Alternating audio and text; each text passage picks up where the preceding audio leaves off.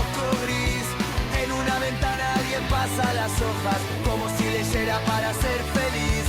Un gato vigila desde el borde del mundo, bigotes de tinta, pupilas de rock and roll. Sabe que la noche no traiciona a los que aprenden a mirar sin hablar. Las historias nos enseñan a levantar, y entre tanto ruido alguien vuelve a soñar. Un gato leyendo en la noche sobre un lomo gastado de tiempo fugaz. No busca respuestas ni finales felices, lee para entender por qué le anhela voz. Un gato leyendo mientras todo se va, queda una página viva que no se deja cerrar. Crecimos en un mundo de superhéroes. En papel, entre viñetas y por qué no también en el cine. Quizás seas de los que, como yo, te preguntaste por qué no podía pasar acá. Con historias contadas en tu barrio, con tu gente y en tu lenguaje. Si sos de esos, quédate, que ya comienza Un Gato Leyendo. Un gato leyendo, testigo y ladrón de historias pequeñas que cambian la voz. Mientras alguien escuche, mientras alguien lea, habrá un gato en la sombra mirando al mundo pasar. Cuando apaguen la radio, cuando cierre el telón, queda un gato leyendo, y eso alcanza por hoy.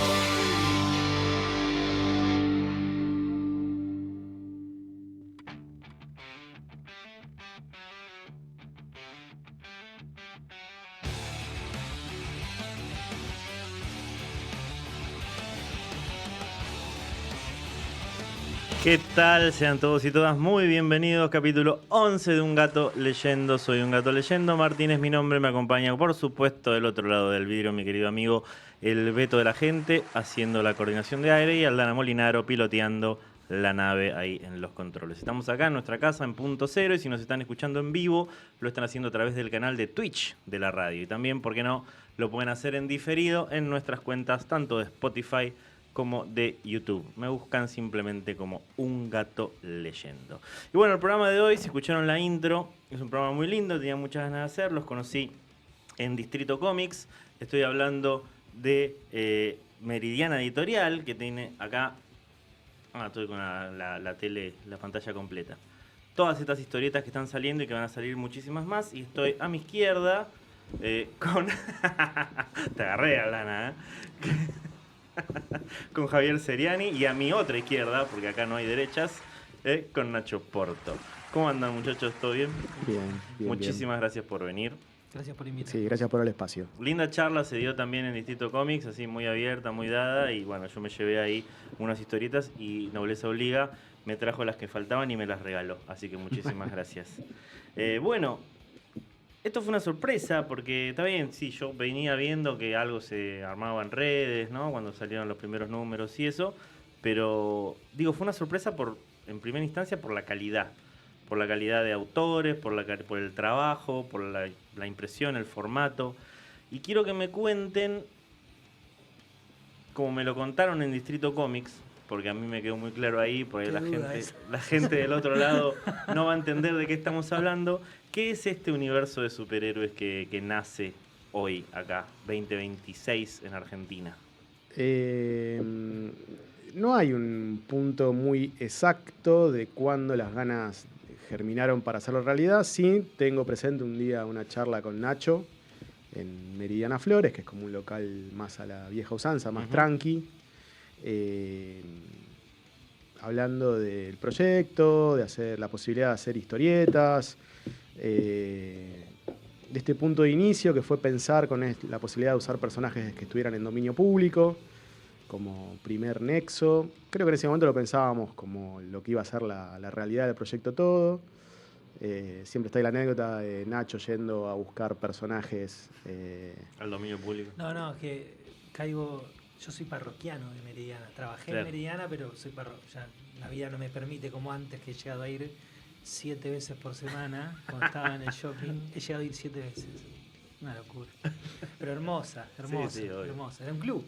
Es que tiene que ver un poco con eso, ¿no? También los locales, esta cosa de la comiquería o de las librerías, puntos de encuentro, ¿no? Que hoy por hoy está medio como perdido, pero seguir teniéndolo en algunos lugares es clave. Para mí es punto de encuentro y también, obviamente, yo soy de la generación que soy, tengo 42, y en ese momento no había internet, o yo no curtía ICQ, no curtí nada. Entonces, ser un raro en Ramos me permitía ser un raro en el club de Meridiana. Claro. Eran todos raros como yo, abrir lecturas nuevas, amigos nuevos.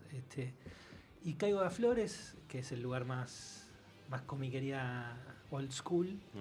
Y Jaime me dice, che, estaba pensando personajes de dominio público. Y yo algo estaba en esa, hablamos un poco, peloteamos, y en un momento le digo, la que va es el hombre taxi, le digo.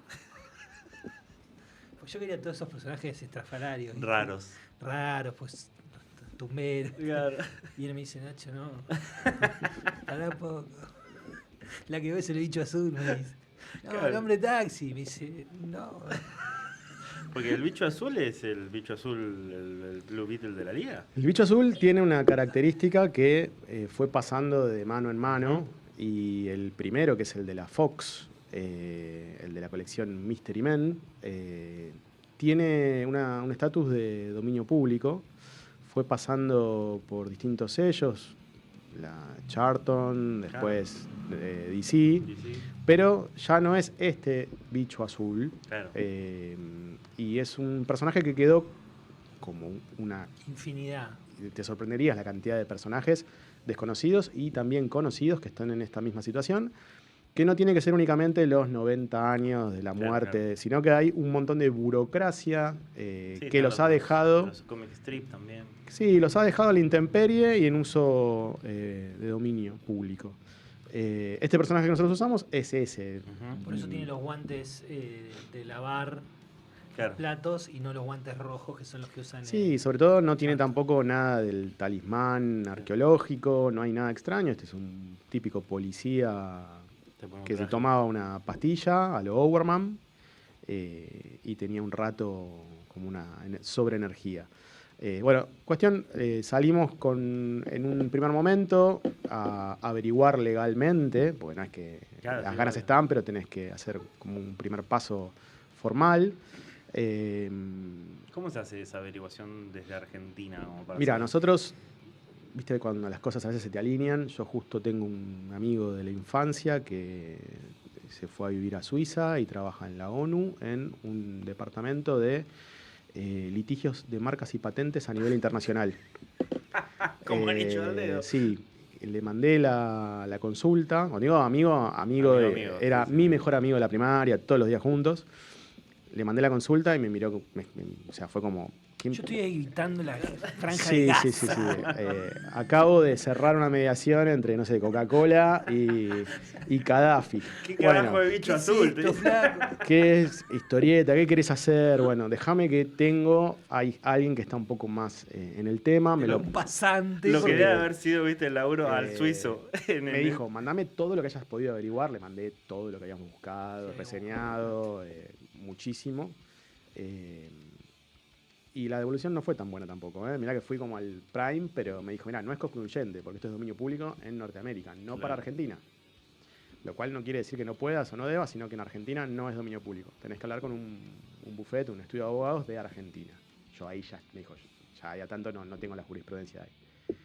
Y bueno, fui al otro contacto, que es el abogado comiquero. De Marianito. Que es Marianito, que lo llamé, me dijo, ¿qué quieres hacer? El doctor Mariano Cholaquía Marianito. Sí.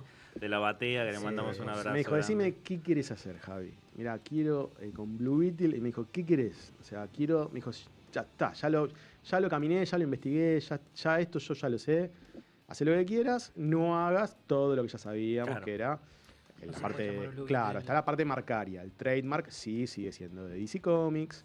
Y que no aparezca después adentro, lo puedes usar siempre supeditado a cualquier situación de esas centenar de números de la época de la Fox. No podrías ir con nada que sea dentro del universo narrativo. Con lo cual había que hacer una segunda investigación, ¿no? También. Sí, se investigó, pero bueno, y después adentro si querés lo podés llamar inclusive hasta Blue Beetle no hay problema.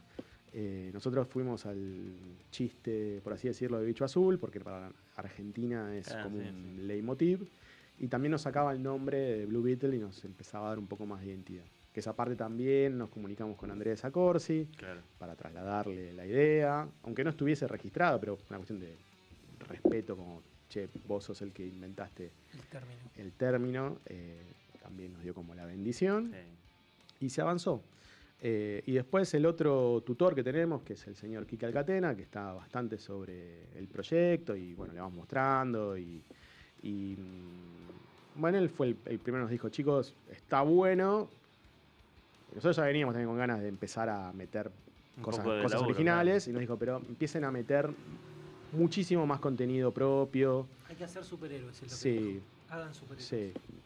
Y bueno, a partir de ahí es la evolución a lo que hoy es el proyecto, donde ya, spoiler, ¿no? El Bicho Azul empieza a ser casi como un punto de inicio, el contacto de arranque, y cada vez se va alejando la historia hacia otros personajes, otras vivencias, y hacia lo que después fue Cruz del Sur, que ya es puntualmente un equipo con personajes 100% propios creados.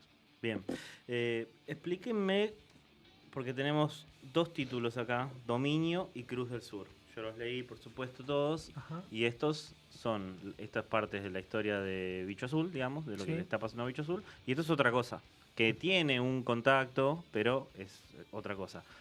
¿Cómo pensaron estos 2 universos? O no estos 2 universos, estas 2 historias dentro del mismo universo. ¿Cómo se van a cruzar? O... Lo que nosotros tenemos como... La idea principal es hacer historietas que sean divertidas y que el que se anime, quien se anime a leerlas, las disfrute en el artefacto de lectura de la grapa, ¿no? Entonces, si vos lees Dominio, nuestra propuesta como editorial es que las aventuras de Dominio se terminan en Dominio y pasan en Dominio. Bien. Y Cruz del Sur en Cruz del Sur, y las otras títulos que van a ir saliendo van a tener sus aventuras que van a ir por ese carril. No queremos que sean como los mutantes de los 90, que tenías que leer Cable 14. Eso te iba a decir. Sin embargo, parte de la pil de leer un universo es que hay chistecitos que si los cazás los disfrutas más, y si no los cazás, no los cazás. Por decirte una cosa medio pava, y no comiquera, pero adjacent. En Iron Man 2, Iron Man en la película, vos ves que está de fondo el escudo de Capitán América como lo está haciendo. El que la agarró, lo disfrutó, y el que no lo agarró, la película sigue. Claro. Bueno, nosotros tenemos un poco eso. No es solamente easter eggs, hay algunos personajes que se van a ir entrecruzando, pero las aventuras que se proponen en cada título se sostienen en cada título. Nosotros ubicamos todo el universo más o menos rondando la década del 50. Eso me pareció brillante. Tenemos muchos motivos por ello, principalmente es que como salimos con el Bicho Azul original, que es un Mystery Man, es un superhéroe, pero más un hombre que se pone un disfraz, Sí, la época del héroe científico, el hombre de ciencias y atleta, ¿no? Doc Savage, en el primer número, ¿no? En el primer número de Dominio acá, sí, donde habla justamente del contexto, hasta te diría, editorial histórico de los superhéroes, cuando después de la Segunda Guerra Mundial cae un poco cae el interés. Cae el interés, entonces muchas editoriales empiezan a dejar de sacar títulos de superhéroes y demás, y retomar ese espíritu como lo que estaba pasando acá, o acá, digo, en estas historias. Parte de eso me pareció muy interesante, además de no depender tanto de... Porque hoy por hoy, como las historias de superhéroes van a estar metidas en contextos de tecnología y de entramados políticos, ¿viste? De cosas muy así, porque es el mundo en el que vivimos, si querés hablar de algo que esté pasando ahora. Recuperar esto que vos decís, la aventura por la aventura misma, es como una de las décadas más hermosas para eso. Sí, en el fondo es una década, hay 2 cosas acá. Una ideología que es el arte es entretenimiento. El arte es entretenimiento, te puede dejar pensando. Yo no dije necesariamente diversión, que es a donde apuntamos, sino por lo menos entretenerte. Claro. Porque cuando vas a ver el Guernica también te estás entreteniendo. Sí, te alimenta espiritualmente, pero estás entretenido. Nadie se aburre mirándolo, ¿no? No. Bueno, entonces el arte es entretenimiento. Lo ponemos en los 50 por el concepto de Mystery Men, y también porque en el fondo no queremos deconstruir al héroe, eso ya pasó. desde Mark Gruenwald con el Escuadrón Supremo, cada 10 años pasa, viste, es como... Está perfecto que pase, está buenísimo que quien quiera transitar lo haga como lector y como autor, y está bárbaro. Nosotros lo que queremos es confirmar que está bueno ir a un mundo donde las reglas son claras, donde el bueno es bueno, el malo es malo. Puede haber matices, por supuesto. La intención no es hacer personajes unidimensionales, todo lo contrario. Pero que te diviertas, que sean superhéroes entretenidos, y ponerlo en los 50, en un 50 ficticio, es medio mítico. Mi abuelo, me acuerdo que me contaba que... Bueno, me parece que el abuelo tenía un problema con el juego. Cobraba el sueldo y se iba al hipódromo y me hablaba de los showcase, como quien habla hoy de un jugador de fútbol, ¿me entendés? Sí, te entiendo, porque mi viejo laburaba en el hipódromo, era jefe de una de las tribunas y me contaba las mismas historias, y mi abuelo también y todo. Bueno, eso, viste, decía que estaba la ciudad que no duerme, los teatros que siguen estando, y la ciudad sigue sin dormir en los mejores de los sentidos. Pero bueno, en esta cosa medio mítica de los 50, y sacarlo de cualquier contexto, de no tenemos por qué hablar ahora de ni lo vamos a hacer tampoco, ni de la Franja de Gaza, ni... Muchachos, son superhéroes en Argentina, está el obelisco, están las cosas que nos constituyen como argentinos. Y está la historia que queremos contar. Y está la historia que queremos contar, que es una historia de aventura de superhéroes. Sí, es un mundo más simple en donde podemos jugar medio ambiguamente con algunas situaciones que van apareciendo, pero en donde para el contexto histórico es aún más la sorpresa que estos personajes pueden llegar a tener ante distintos sucesos que vayan apareciendo. Creo que hay dos cosas que voy a decir que me parecen clave.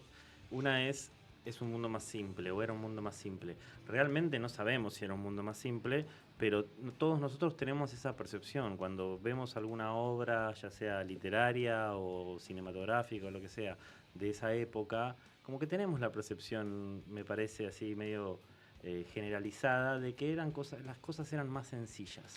Pero eso pasa desde los presocráticos, lees Anaximandros, claro. Y te dice que hay algo que se perdió siempre uno piensa que el pasado fue mejor.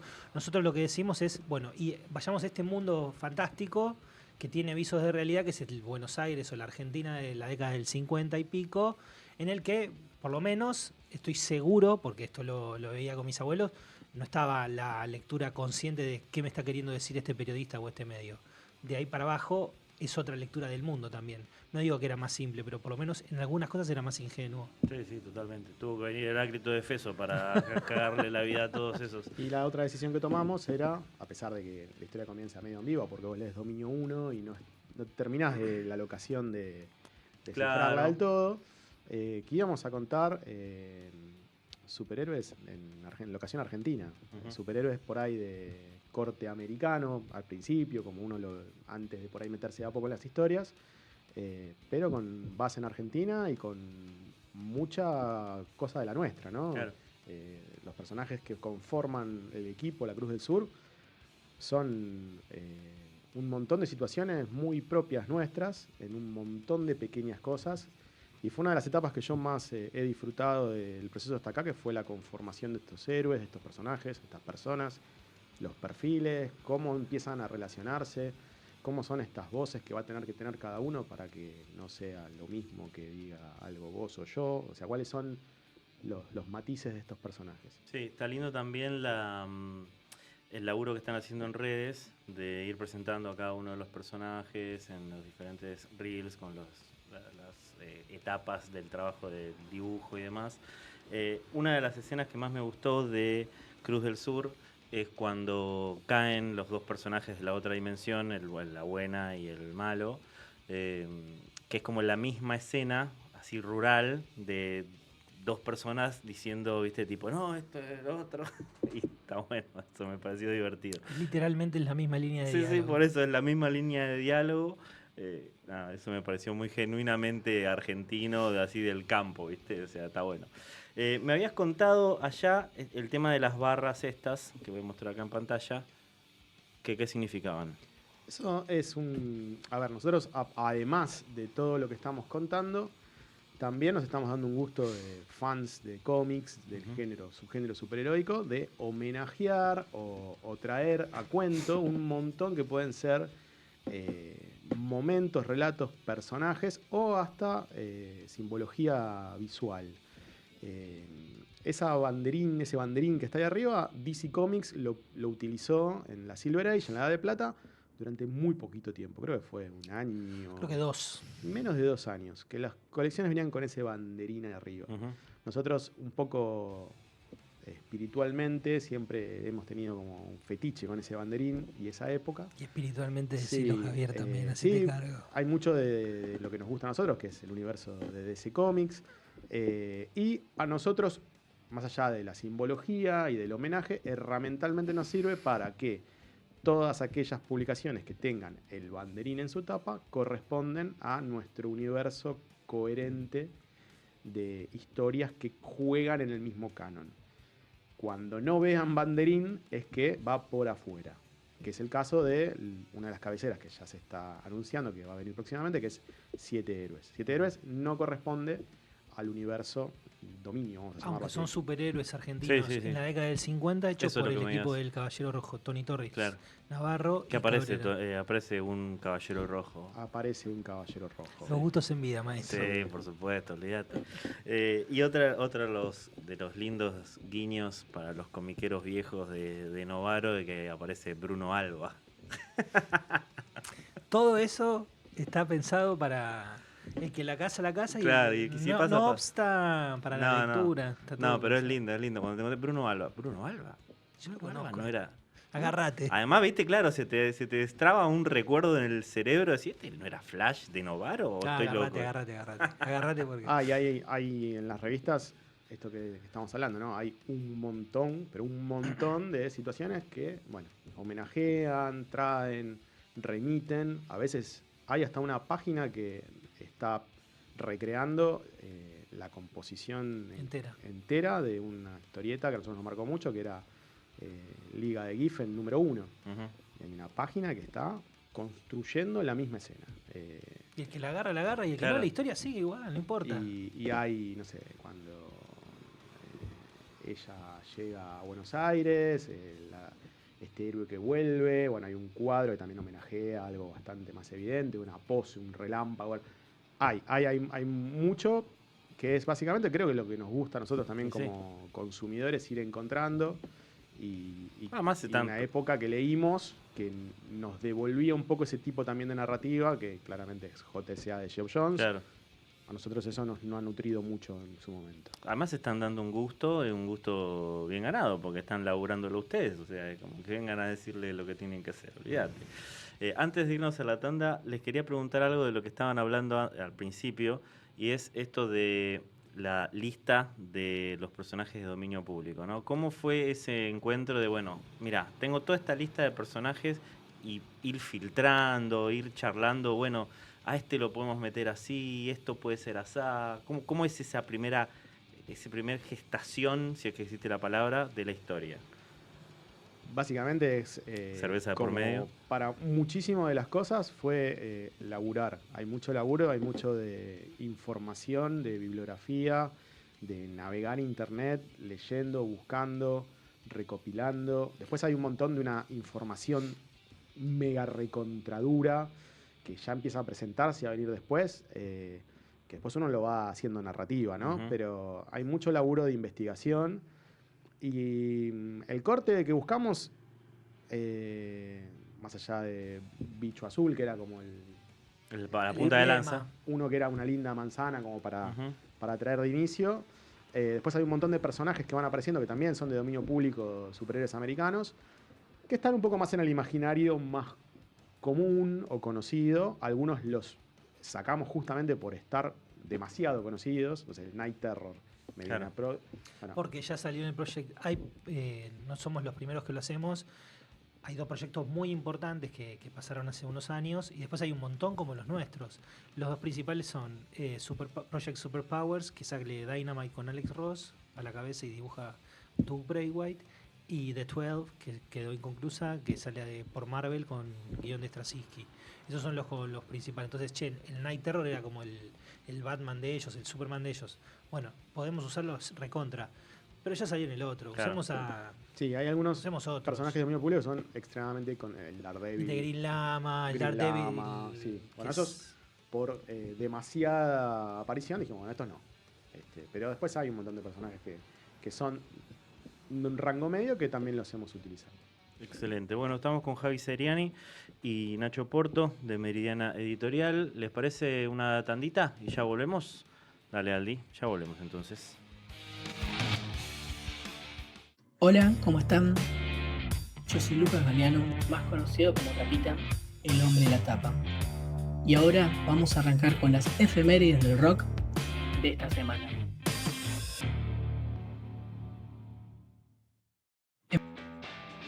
Empezamos con el 28 de abril, un día como hoy, pero de 1963, fecha en la que nace Claudio Connor, voz de Hermética, quien está cumpliendo 63 años. Otro 28 de abril, pero de 1964, Elvis publica el tema Viva Las Vegas, uno de sus clásicos más recordados. El 29 de abril de 1977, Alice Cooper lanza su disco Lace and Whiskey. También, un 29 de abril, pero de 1985, Freddie Mercury publica su LP solista Mr. Bad Guy. Pasamos al 30 de abril de 1976. Bob Marley lanza Rastaman Vibration, uno de los discos más importantes de su carrera. Otro 30 de abril, pero de 1976, sale High Voltage, de AC/DC, uno de los primeros pasos fundamentales de la banda. También, un 30 de abril, pero de 1983, muere Muddy Waters, uno de los grandes íconos del blues y figura clave en la historia del rock. Y otro 30 de abril, pero de 1997, se publica Spinetta y los socios del desierto, de Luis Alberto Spinetta junto a su banda. El 1 de mayo de 1969 sale Clouds, el segundo disco de Joni Mitchell. También, un 1 de mayo pero de 1977, The Police publica su primer single, Fallout, con el guitarrista Henry Padavoni, quien luego sería reemplazado por Andy Summers. Por último, el 3 de mayo de 1994, Aerosmith publica el single Tracy, uno de los grandes éxitos de su álbum Get a Grip. Estas fueron las efemérides de la semana. Soy Lucas Galeano, Tapita, el hombre de la tapa, y nos encontraremos la próxima para seguir repasando la historia del rock a través de las efemérides de la semana.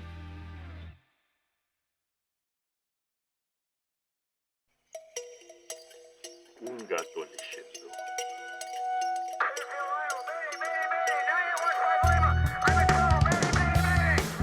Entrevistas. Efemérides.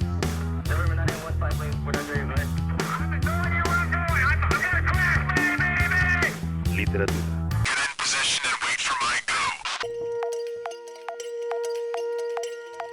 Rock. It's freaking awesome.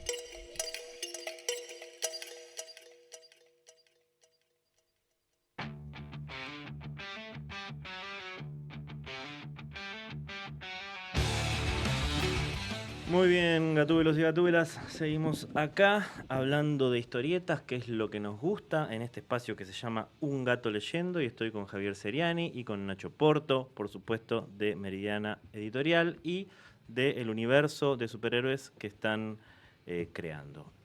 Una de las preguntas que me guardaba yo, y era lo que les decía, no me acuerdo si lo dije al aire o lo dije fuera del aire, la verdad, a esta altura del partido, era la decisión de sacarlo en grapas. Para los que no vengan del palo, grapas son justamente engrapados, ¿no? Las revistas que no están, que son las revistas típicas con las que nosotros, lomo, son claro, ganchitos.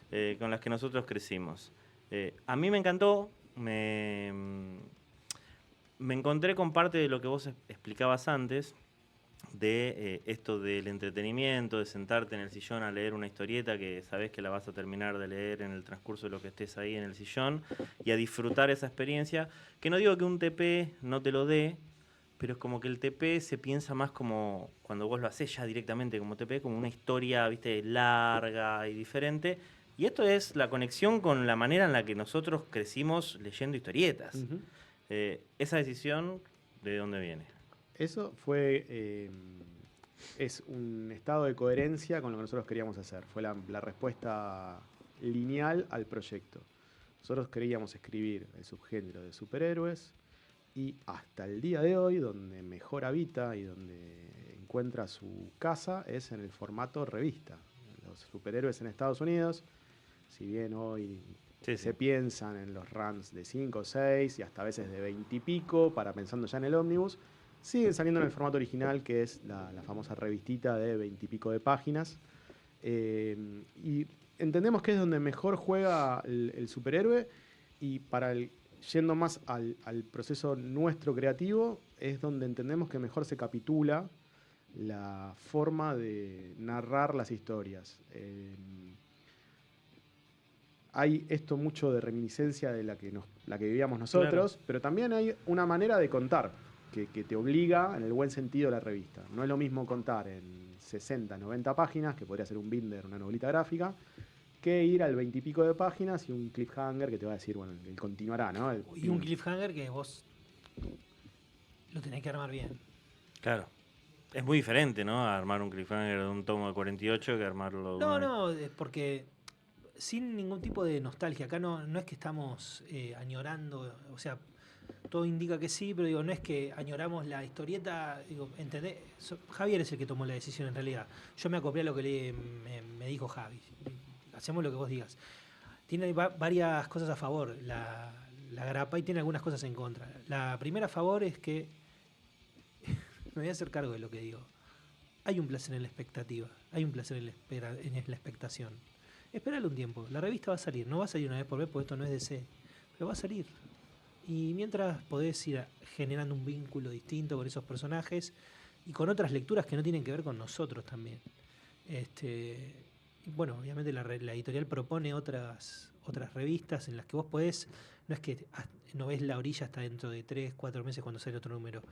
Ahora sacamos 2, 3 números a la vez. Va a haber novedades casi todos los meses. Entonces, si vos querés seguir habitando ese universo, podés hacerlo. Y está bueno esperar un poco las cosas.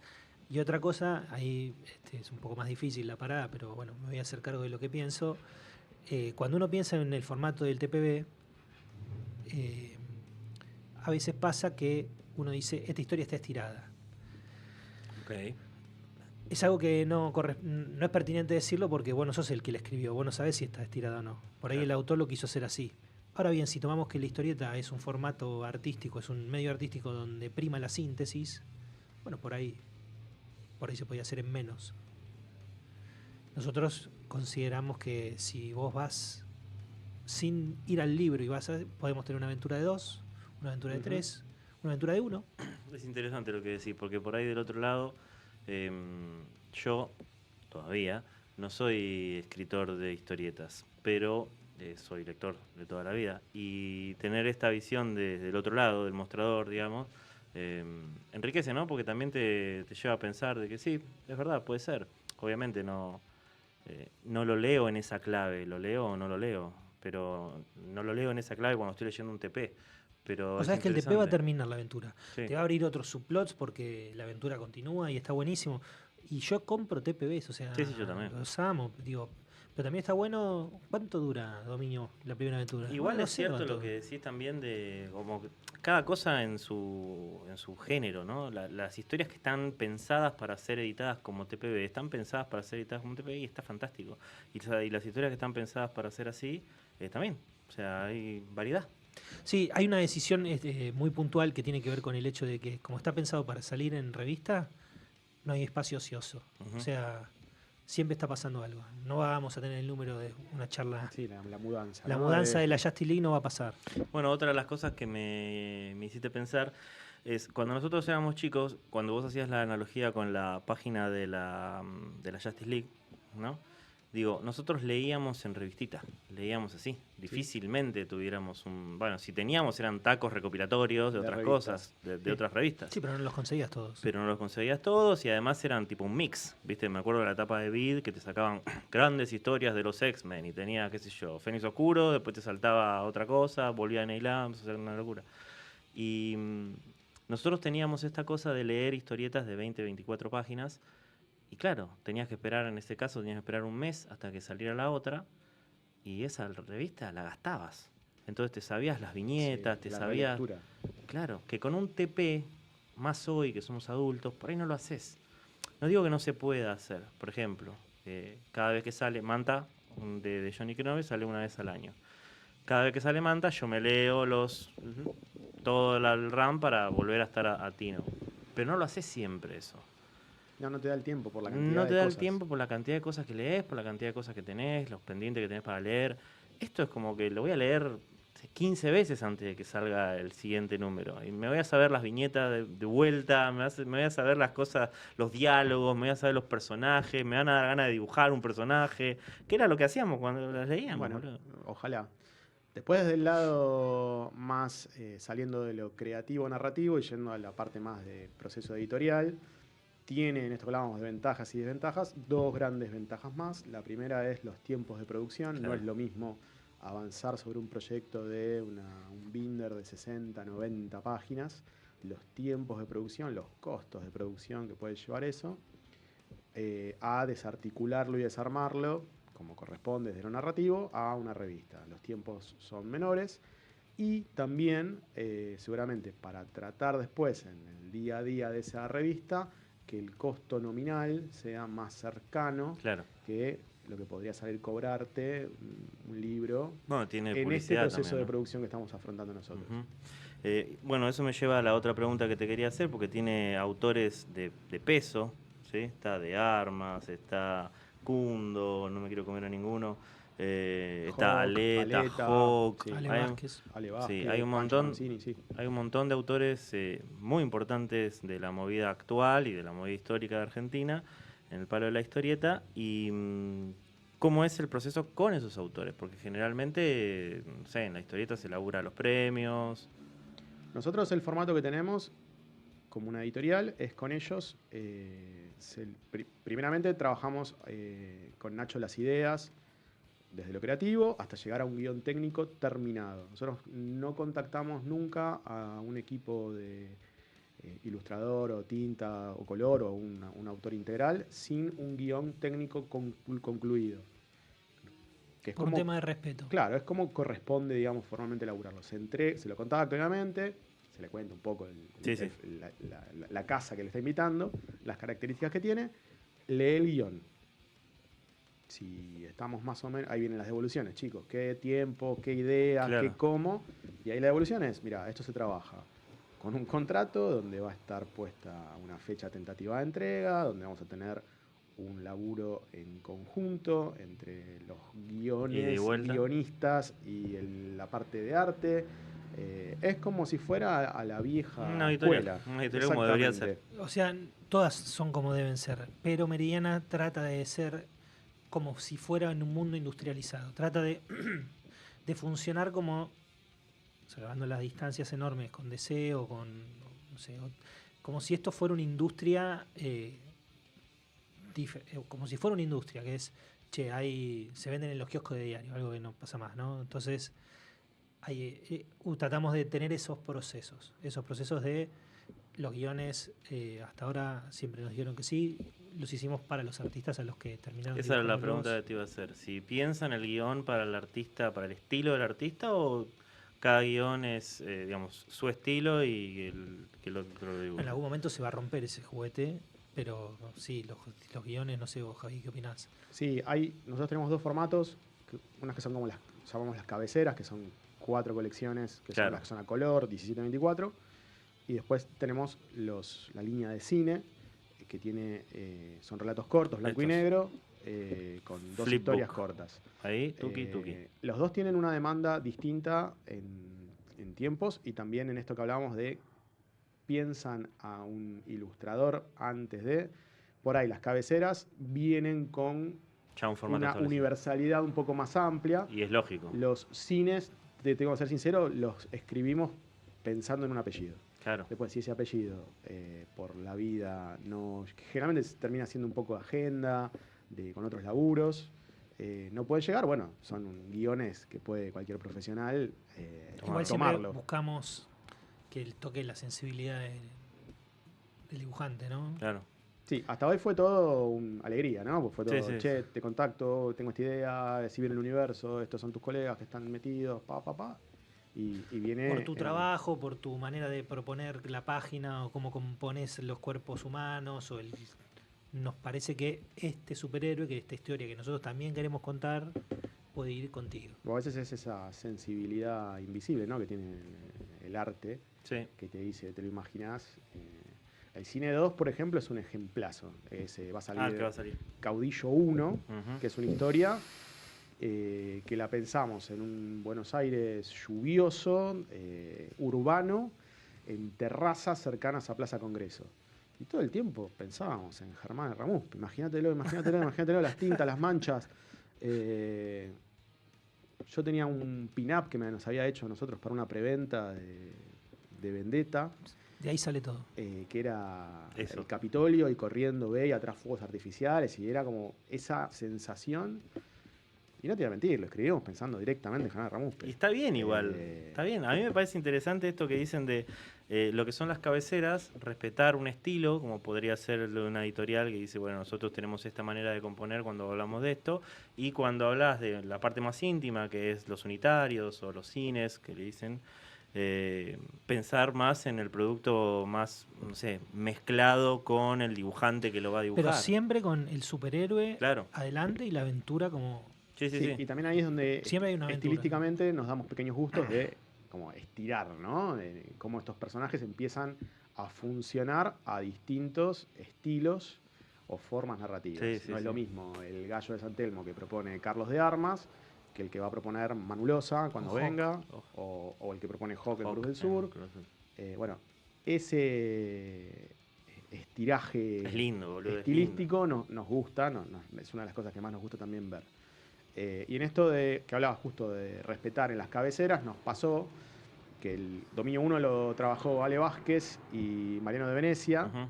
que por tiempos vida no pudieron, para el número 2, continuar en el proyecto, y lo toma Francisco Parancini y Jorge Molgiovi, y lo que se habló con ellos fue, venimos de este 1, no podemos romper Claro. completamente. Bueno, dos mega profesionales Sí. que han adaptado mucho de sus formas a que haya cierta continuidad a pesar del cambio, desde paleta de color, contrastes, composición en página de cuadro. Bueno, Ezequiel Fernández Roel está pintando. Ese Hace los backups de hace los dominio. backups que, Colorea los backups de dominio. Ah, que ilustra que- Aleta. Que dibuja Aleta. mira. Este, Bueno, ¿y qué devolución vienen teniendo hasta ahora? Esto Mirá, es muy reciente. es bastante reciente, si bien en Dominio 1 salió para la crack del año pasado, Ujú. nosotros tenemos una métrica pensada que es a tiempo medio, ¿no? Siempre hablamos del año 3 como el primer frenemos a ver cómo estamos, que es donde estos primeros arcos de las colecciones van a ir encontrando su forma y vas a tener supuestamente los comienzos de las sagas que van a continuar, porque son series regulares, esa es otra decisión que hemos tomado. No termina en Dominio 3 y se abrirá otra cosa, va a haber Claro. Dominio 4, 5. Pero en Dominio 3 termina la aventura. La O sea, hay un aventura final es- satisfactorio de las tramas que se proponen. Me pongo medio técnico, pero digo, todo lo que la aventura te proponen en el capítulo 1 se termina en el último capítulo de esa aventura. Y arrancar a uno nuevo. Como si fuera Ujú. Batman o como Ujú. si fuera. Y arranca otra. Hoy la devolución es, creemos, buena, pero está empezando a rodar, ¿no? Queremos tener este año culminado, aunque sea el 70-80% de lo programado, que es bastante. El plan editorial es un poco Fuerte. sacado, ¿no? En lo que nosotros tenemos programado, de mucha intensidad. Bueno, decimos, si llegamos con un 80% de lo propuesto, ya es un montón. Y recién calculo que el año que viene vamos a ver en qué anda la cosa, en cómo está el proyecto. Hoy creo que son todos mimos. Bueno, como todo, ¿no? Digo, el proyecto en un momento aparece, quizás es novedoso por algunas características o algunos apellidos. Bueno, hay que esperar a que no baje la espuma, ¿no? Que Bueno, se pero mantenga. Hoy no te lo conté. En una compañía de la oficina, de buena onda, me precompra Dominio 2 y no me había comprado el 1. Y se lo da el nene. Tiene 10 años. Y hoy me dice, ¿Tenés el uno? tráeme el 1, me dice. Bueno, eso ya es un Bueno. montón. Escuchá, Bueno, hemos testeado varios personajes con el nene Sí. de Nacho. ¿no? hay que Como moverlo. la- Bueno, yo tengo la Chiru que le voy a pasar para leer también. Sí, sí, olvídate. Mi hijo está convencido, no es mentira, pero que yo escribo el bicho azul como Es el único que escribió el bicho. Claro. Es el creador del Está bicho. Jake Giffen, flaco.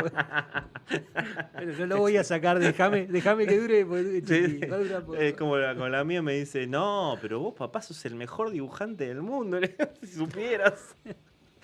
Y las historietas también las pensamos en este rango de que sean todo público, ¿no? Que Claro. un nene las pueda agarrar y que alguien que está muy curtido en leer superhéroes y que Lo todavía re va a le gusta, disfrutar. bueno, tiene como ese triple layer de disfrute. Y bueno, eso también están pensados de esa manera. Y hay Yo que seguir dejé- moviéndolo. Hemos dejado easter eggs por muchos lados. Algunos todavía... Hay que hacer un video, ¿viste? Que aparezcan así como están los que te analizan las películas, ¿viste? 40 easter eggs en Ah, Iron Man. bueno. Que alguien haga todos los easter eggs del universo de No Meridiana hay Editorial. tantos, pero algunos pasan más desapercibidos que otros. Sí, bueno, yo el de la puesta en página de la JLA se me pasó completamente. Después lo voy a releer. Así hay un par más. Sí, sí. Después Bueno, estás voy en a, tener página. que, Así finito. voy a tener que chusmear. Que Bueno, muchos lo ponemos pensando en nosotros. hablábamos de las expectativas. Hablamos de las expectativas, sí, recién. Sí, es esto que te digo, son métricas pensadas desde lo proyectual a mediano plazo, ¿no? Sí, también nos apoyamos con un estudio editorial, habíamos algunos apellidos que hemos nombrado que están como en la cocina viendo cómo viene para aconsejarnos o decirnos, che, esto está bien, fíjense esto por acá.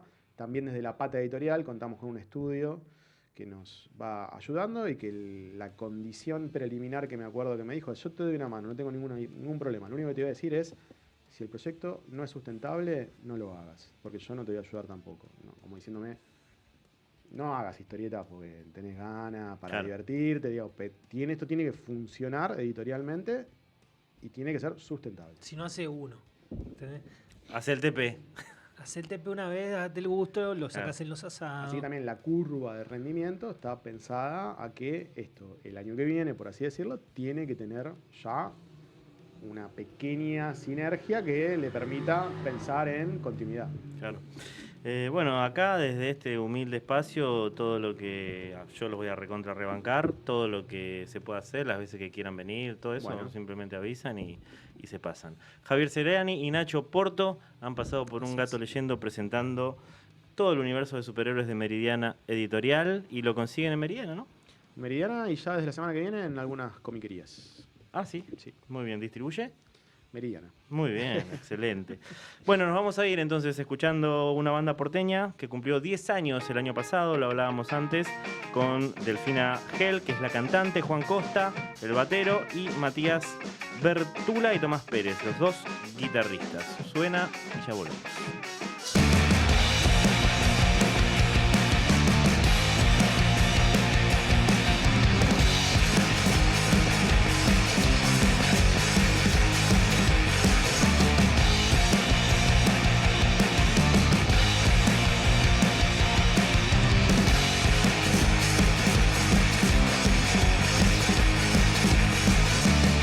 Me siento mal, miro la pared, quiero llorar y desaparecer.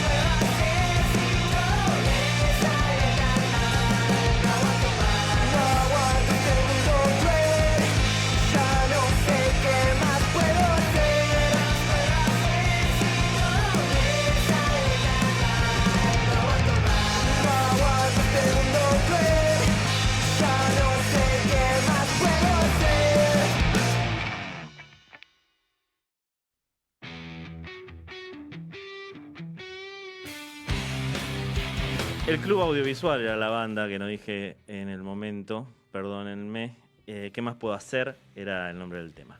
Bueno, quería para finalizar, primero agradecer por supuesto a toda la gente del otro lado, a los que nos están siguiendo en las cuentas de Instagram y de YouTube como Un Gato Leyendo.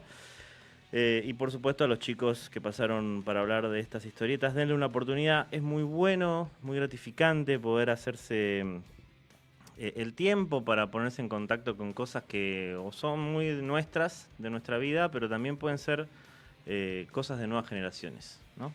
Acérquense a este material, llévenlo, distribúyanselo a sus sobrinos, a la gente que va a ser el pueblo lector de la generación que viene. Y decía antes, en una de las historias que subí, que quería hacer un par de anuncios de cosas que van a pasar en el canal, no en el programa. El programa sigue tal cual todos los martes a las 18 horas por Punto Cero. Pero en esta cosa de universo expandido, ¿no? Uno siempre tiene ideas y ganas de hacer otro tipo de cosas también, y por qué no hacerlas. Y ya, si son asiduos del canal, habrán visto los videos de Off Topic, que le digo, que son con la Chiru, con mi hija. Pero hay otros 3 tipos de videos que voy a estar haciendo con gente que también que quiero mucho. Uno, el que es por ahí más la bomba, por así decirlo, se va a llamar Lado B, se va a estrenar esta semana el primero, y es como el lado B del programa. Muchos autores, artistas que vienen al programa y que por ahí quedan cosas por las que hablar o quedan obras que quiero expandir. Vamos a estar hablando directamente en el canal de YouTube.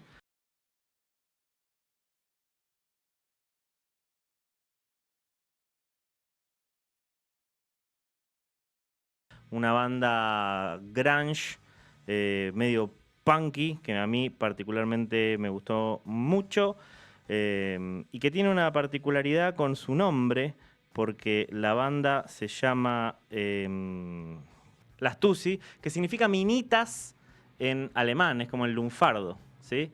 Suenan Las Tussis entonces desde Mar del Plata para todo el mundo. Leones Rufianes es el tema que vamos a estar escuchando. Será hasta el próximo martes. Nos vemos.